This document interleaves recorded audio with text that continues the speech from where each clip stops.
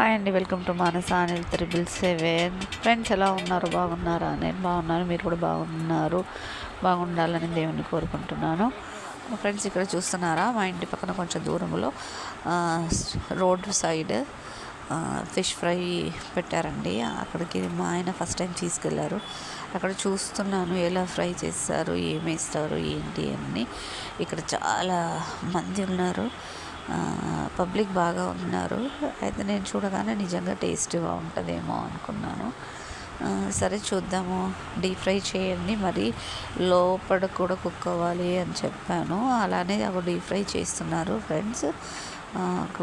Bond పైన పెట్టి అలా డీప్ ఫ్రై చేస్తూ ఆయిల్ని దానిపైన ఇలా స్ప్రెడ్ చేస్తున్నారు.